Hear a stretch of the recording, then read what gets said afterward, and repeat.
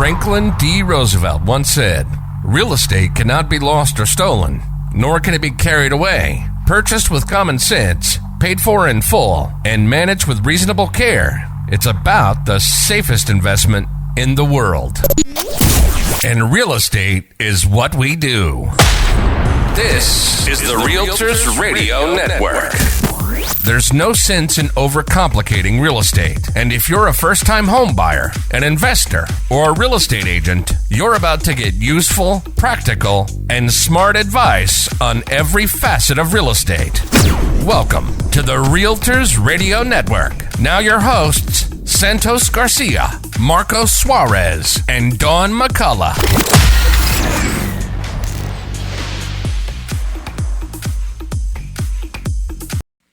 This is Realtors Radio Network. Today, we're just going to hang out and actually talk to each other, believe it or not. Dawn McCullough, Santos Garcia, and myself, Marco Suarez. We were just having a conversation offline. We decided to just record our conversations today because we were talking about a few things, yawning, all kinds of stuff. But we were also talking about interest rates, and Dawn had a good observation. What was that you were saying before? Well, I have a lot of clients that tell me I'm going to wait till the interest rates go down, and I want the interest rates to be slashed, and they should be, half overnight and all that kind of stuff. And there's a lot more to it than just, the higher ups saying, okay, let's slash the interest rates, right? There's just, they're looking at job reports, they're looking at inflation and all these kinds of things. And to our surprise, I guess a little bit, inflation went up a little bit. So they're not going to slash the interest rates. Mm-hmm. And there's a lot more to it, especially in our area. So we're, northern New Jersey, close to New York. We do hear of some other softer real estate markets. We're not experiencing that in our area. We still have a great inventory shortage, way more buyers than sellers. So imagine, if they do lower interest rates, it would actually, I think, have an adverse effect of what we want to happen. And it would cause a lot more people to re-enter the real estate market on the buyer side. Demand, would be that much higher. You would see prices go up, which is, what they're trying to curb right now. And I don't think it would be enough to get that much more inventory to level the playing field. And it's funny because people want the interest rates to go down because we all get used to the easy stuff, right? Yes. Sure.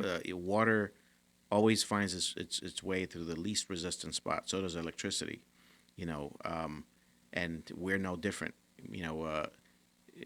We want the 2%, 3% interest rates, even though historically that's a blip. I mean, that is a microscopic blip in the history of finance, right? It just doesn't happen. And the one time that it happens, people want it to be that way forever. Where the normal is between 6.5% and 8%. That is historically the normal range. Talk to somebody from 1980 to 1984 or so, where the interest rates were 19, 18, 17%, 16%. 16 for a long time was normal. 14% was normal for a long, long time. And so, those people probably laugh at us, at this timeline, complaining about 7% interest rates.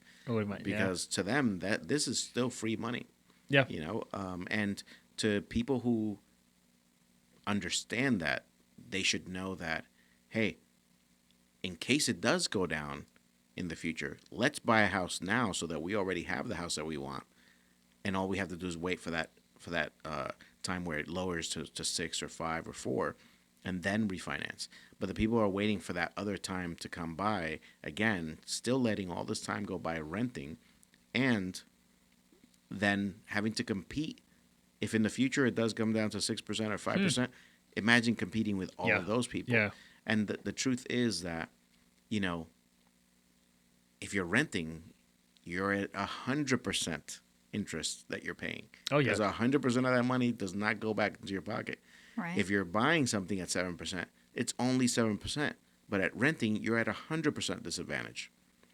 And it's if you look at it in that way, buy now because you're going to end up paying more later. I think it's always about, whose mortgage are you paying? Yours or someone else's? Right. And, there's a famous quote out there that says, don't wait to buy real estate, buy real estate and wait. And wait, Yes. yeah. And Absolutely. good way to think about it is you date the rate and marry the house, right? That's right. That's Yeah. exactly right. Yeah. Refinancing, rate term refinancing, always a possibility out there. Right. So what else? What have we been noticing in the areas? You been noticing any more open houses? Anything? In different towns more than others. Well, I've definitely noticed, at least just from clients that I deal with or even other agents that I talk to very frequently, we're seeing kind of a mix of things. First-time home buyers wanting to kind of sit it out for a little while. I don't know if, I would say the best time to buy real estate is when you're ready. Yes. That's what I truly believe. You never know what can happen in life, right? You could lose your job or whatever else, and maybe at that time, then you can't do it. So I would say when you're ready, that's the best time. But I'm also seeing a lot of people that already own real estate wanting to take equity out of their house and buy other properties, investment properties, rental properties. Mm-hmm. I would say that I'm seeing that a lot more than I expected. And I don't think that's necessarily a bad thing. When you take equity out of your home, it should always be for something that's going to make you money, right? Not to necessarily pay off credit card debt or whatever. Not to go on vacation. Yeah, unless the numbers really make sense. Sometimes it does make sense, right? Mm-hmm. But I'm seeing a lot of that. I am seeing, at least just in my own business, I'm seeing a lot of people call me sellers, okay, in having some financial hardships that have finally caught up, and almost in a sad way, they have no other option but to sell. So I've seen that kind of a little bit on the rise. I don't know what you guys have been seeing. Well, they do say that 33% of the market is mortgage free. They don't have a mortgage. They own their home free and clear, and that tends to be the older generation, Yes. right? That tends to be the people who you're seeing, people calling you, looking to sell their home because really they're just house rich, right? They have all their money's tied up in the house, Sure. and so so that would be a pro tip, right? Take a look at everybody in the neighborhoods that you sell in and see how long they've been living there, and maybe ask them, are you interested in selling now, or a few years from now? I'll be here, when you're ready. So that's a tip for all of our followers or all of our guests out there watching. Ask, if you're a realtor, ask your neighbors, ask everybody in your sphere if they're ready to sell. Yeah. Especially in that age range where they own their home free and clear. Anything else? Any other tips? Now that you mentioned that, I met a good example of this sir. He's past retirement age, and he owns so many real estate properties. It's crazy. And I call him every day, and he's like, "Hey, is there anything I can do to help you?" He's like, "No, this is what I do for fun." He tried to sell his own properties for fun, and every day or every week he shows me a new property, and then you're like, really, like. Wow. So yeah, there's a lot of people out there that. But it does go to show you that, it's a safe investment. Yes. Right? I mean, it's similar to the stock market in some ways where if you hold on to something long enough, whether it's stocks, a house, some type of property, you're pretty much almost guaranteed to get your money back. Right. Right? It's always all about how long you hold on to something. Yeah, appreciation is great, especially more so than the stock market. Really, real estate is the best investment, bar none. Take it from somebody who's worked on Wall Street. I know. He was explaining to me how he got that, and it's like the stock market. He explained to me how he got the portfolio. He used to own a construction company, and like every 2 months he would just save some money and buy another property because back then it was so cheap. Right. And I think it's the same now because the prices, I don't think they're going to go back to No. to that. If they do, I'm ready. I'm going to buy up And everything. they only go up. Right. Sure. So if that's true, right? Because I don't know the future, but history tells you that prices only go up. Absolutely. Going up. Right now is the cheapest that will ever be, right? Absolutely. So it's interesting that you say that because I know a lot of people they have a mindset of, they're hearing certain things, right? Consumer debt's at an all-time high and all this other stuff. And they're waiting for this crash, right? They're waiting for, rock bottom prices. They're waiting for that, subprime mortgage market to come back and crash the market and have properties at rock bottom prices. But that's just simply not going to happen, right? We might have a softening of the market if we get an abundance of inventory, which would be a somewhat good problem to have. Yeah, it would be a miracle at this point. But we're just so far behind on inventory that Right. it's not going to catch up tomorrow. Right. But there's a lot of people waiting for that, and the real reason why it's just not going to happen, if we look back to the prior real estate crash, there was just a lot of things going. It was subprime lending, right? So think about people putting no money down, so no skin in the game, no money down, all their closing costs covered. In some cases, actually getting a check cut back to them. Right. If they didn't use their wholesalers concessions, which is no longer, something that's done. And so, there were people buying properties, no skin in the game, collecting rent for 3 years, and that's just letting it foreclose, right? It was just a different time, and the health of the real estate market was just different. We're in a healthy real estate market, healthy economy. Right. Yep. So even if something were to soften in a way that we got an abundance of extra inventory or whatever the case is, it's just not going to crash the way that we've seen it in, 2008, 2009, 2010, whatever. That's just not going to come back. At least in my opinion, I don't see that coming back. So, No. in some respects, and it doesn't sound maybe like the right advice, but in some respects, especially for first-time home buyers, maybe in a price range that's a little bit more competitive, it's almost like if you can get your hands on a house, you should take it, right? And it's not the best sounding advice out there, but it really, I believe it, just because the competition is so fierce that, especially on an entry level home, if you can pay yourself back, right? Pay your own mortgage instead of somebody else's. Get some of the tax breaks or tax advantages you get from owning a home, and make that sort of your little golden egg for 30 years from now or 25 years from now or whatever it is, that you have that investment, right? I mean, I don't know about you guys, but I really believe in the value of real estate. The statistics that they have out there about people that own homes versus rent. Yeah. Even just the education for their children and things like that is reflective of people that own real estate versus renting. Absolutely. Listen, it's out there. You can Google this. The average net worth of a homeowner is 44 times the net worth of a renter. 44 times the net worth. And, prices, you either buy today or you're going to pay more tomorrow.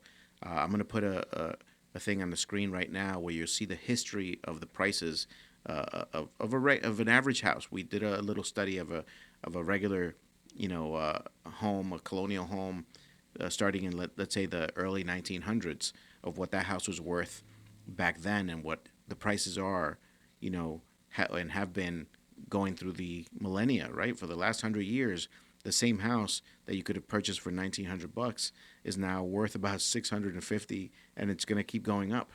And these are, I'm not talking about a little McMansion. I'm talking about a regular house.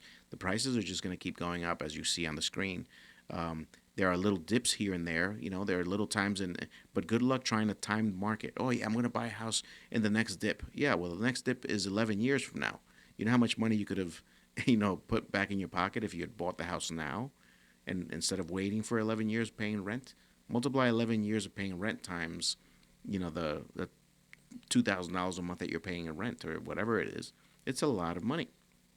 And so if you look at the chart on your screen, you're going to see that prices have been steadily going up through time. Yep. And the dips have been very small dips. There's small corrections in the market.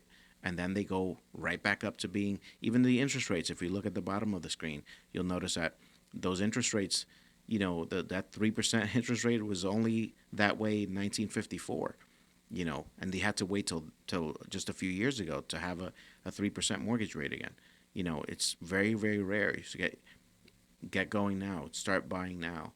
Do what you can to buy now, and just wait for that interest rate to go down while you already have the house. Now that you're talking about the buying on the dip, right? The thing with waiting for a dip to happen is just like, because this is not the stock market where the stock could probably go lower or whatever, but the house, let's say, is valued at 100 now. Mm-hmm.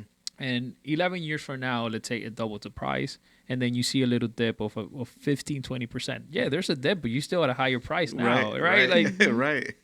That's the whole point, is buy now or you're going to pay more later. Even at the dip, you'll still be paying more. You still pay more. Still pay more. So the thing with buying a property for your average buyer, like if you're not paying cash, okay, when is the right time to buy? If you're not paying cash, if your finances allow for it right now, then right now is the time, because they can always change. Right? You could lose your job, and you could have that 25%. You could have that amazing credit, and there's tools to go around it. But most likely, you will have a hard time if you don't have an income, just because you lose your job now.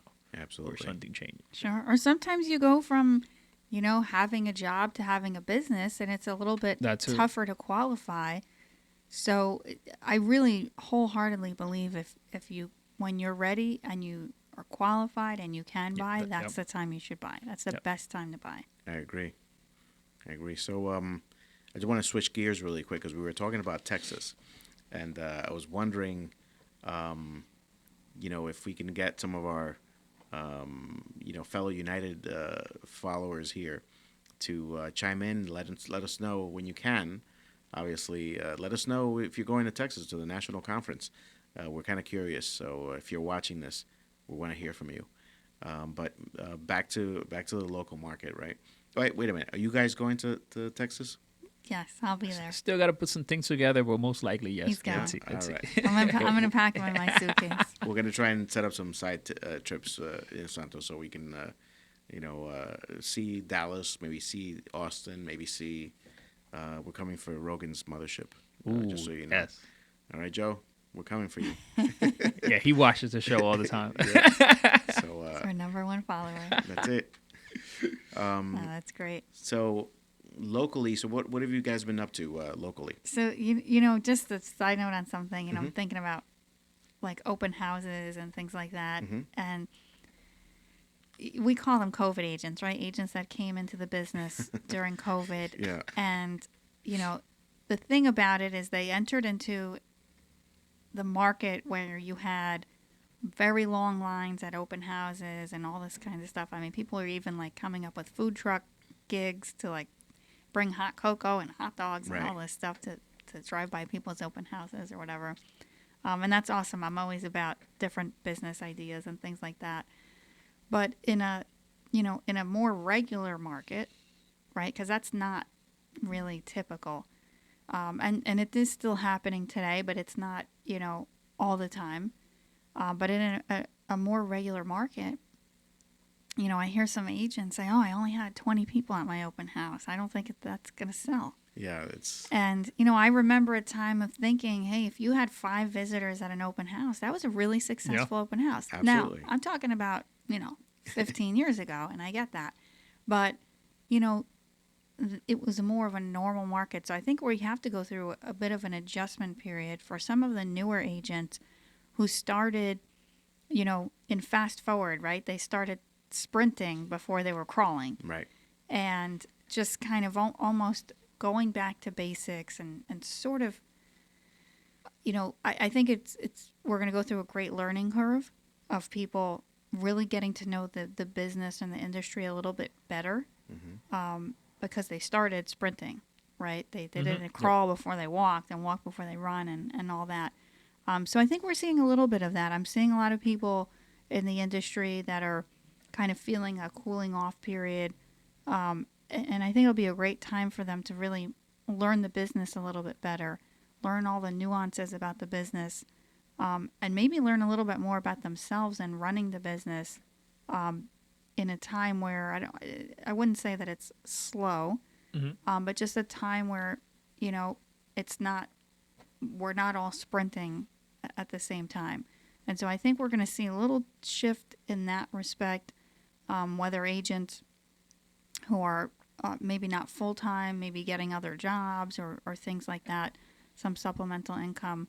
I think we're going to see a little bit of a shift on that for sure. Yeah, and we don't have to go that far, 15 years to see like where 5 people at an open house was something normal. Like even right before the COVID, Yes. right? 2, 3 people, and you can still get a deal. Like I remember during COVID, people will come to me and say, "Oh yeah, 60 people at an open house." It's like, yeah, that's good for leads, but you only need one offer, Yeah. right? Exactly. Like. And so that's not normal, right? I only need one offer. Right. And I know the definition of normal has been maybe even eliminated. it's I'm not upside sure down now. if that's in the dictionary anymore. But Normal. but I think that some people may need to be slightly retrained or just change their mindset a little bit on what is actually normal, right? Because there are some people in extreme panic mode right now because they may not understand what the market should look like or what is normal. I don't know if that's a good way to put it. And we still in a market where, I mean, there's still a lot of buyers out there. Yeah, we don't have enough Absolutely. inventory. People are still offering a lot over the asking price, So this is not normal. And I don't think it's going to be like this forever, right? So, I mean, it's going to come down to, buyer awareness, where they realize what they're doing to themselves. It's going to come down to, construction, inventory. Are we going to build more so that people have somewhere to move to and allow for the resales to continue? So new construction is going to play a big part in that. yes. And land, like where are we moving all these people to? There's a few things. So it may continue for a little bit longer because, in my experience, people don't learn as quickly as you'd like them to, and so they're gonna keep doing this to themselves. Bidding over each other.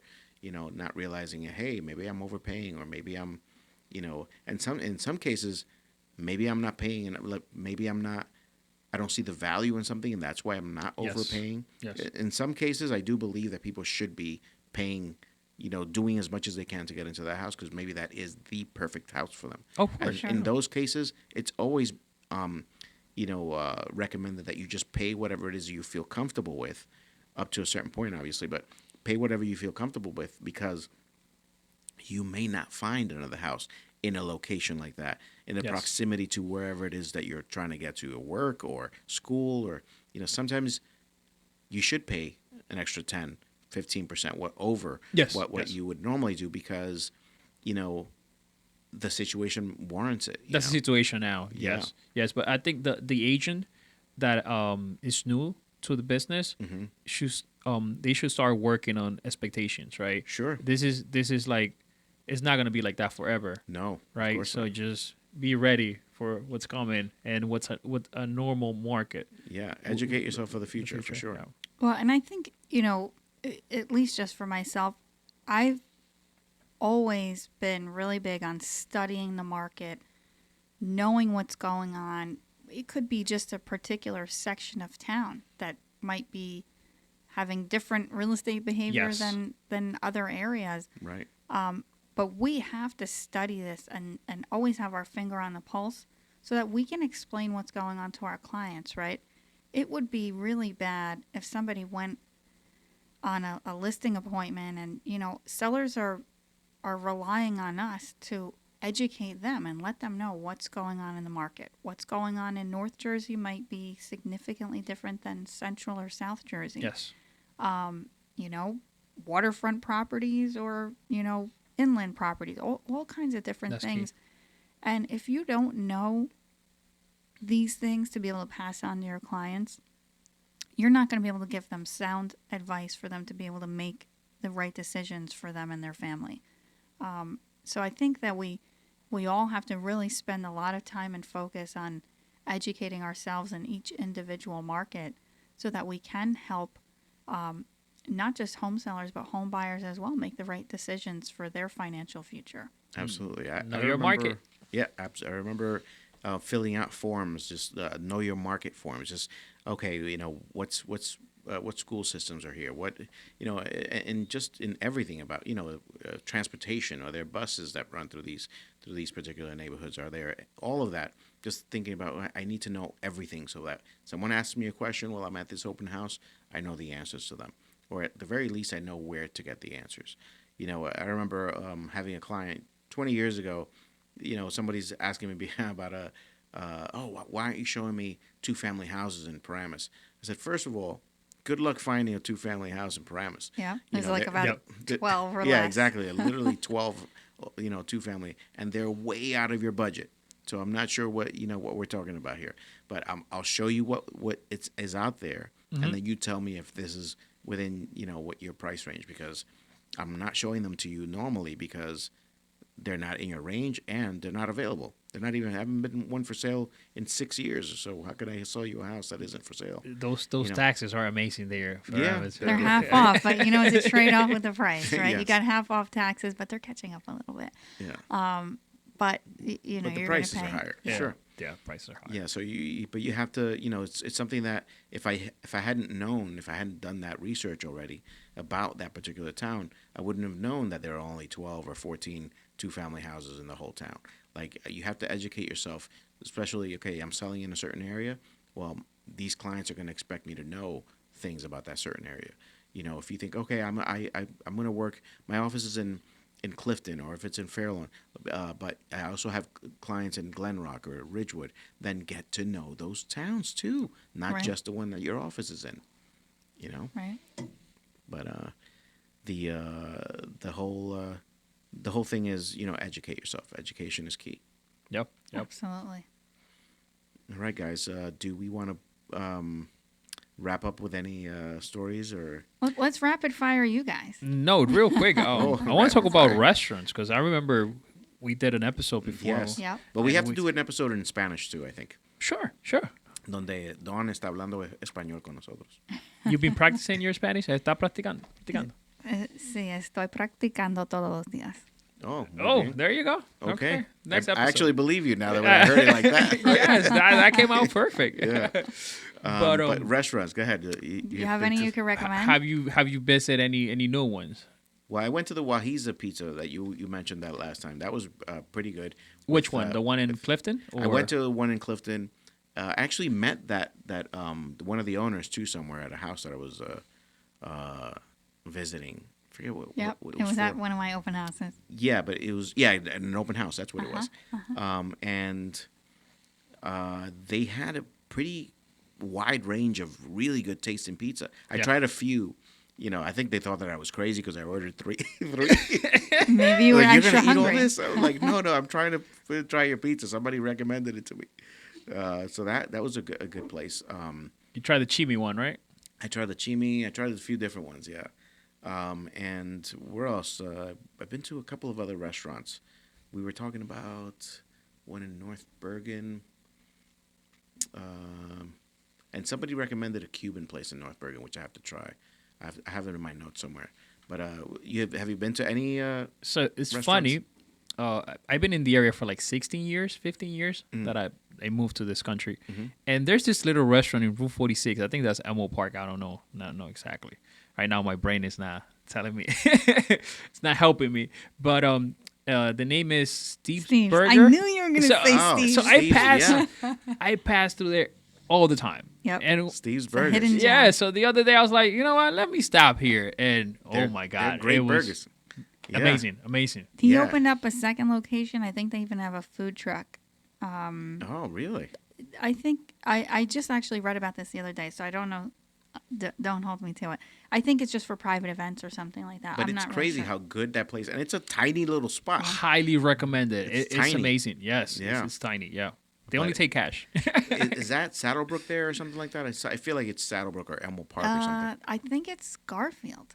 Oh, is it Garfield? Yeah, That section? yeah, I think it is Garfield. Okay. Yeah, I think. Yeah. Yeah, Interesting. because I remember when he opened up his second location, I think they said. But it's on 46 there. Yeah, I Yeah, think yeah. it's, I've I been to it. always go like pass by, and I never stopped until that day, and now it's just like every weekend I want to go there. I'm like, It's funny. What was the other one that looks like White Castle? Is it Manna? White oh, Man. White Man The White and Manor, Hackensack. Yeah, I've been there, and then I went to Steve's, but I like Steve's better. Steve's was a lot better than White Manna.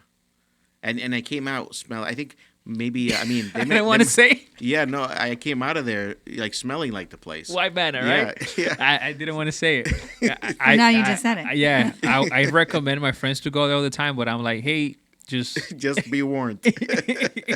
Yep. But it was good. But you do come out smelling like the place. But I still like Steve's better. yeah, Any other hamburger places out there?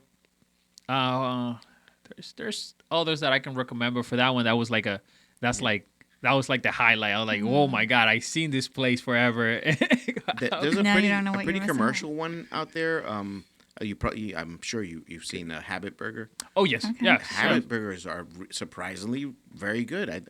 I was thinking that it was it's a little bit more commercial place, so it's like high volume kind of a place, and so I wasn't expecting it to be as good as it was for a place like that. And man, good burgers there, I got the same. I got the same experience. and good sauces they have there too. Yes. The sandwiches are really good. I stopped once, and I thought I was gonna get like fast food. Like I wasn't expecting much, and then when I saw the sandwich, and I was like, okay, it looks good. And then when I ate, I was like, okay, it tastes good too. Yeah, good presentation. Good food. presentation, everything. They're doing a great job there. How about you, Don? If you haven't tried it, you have to go to Rebar.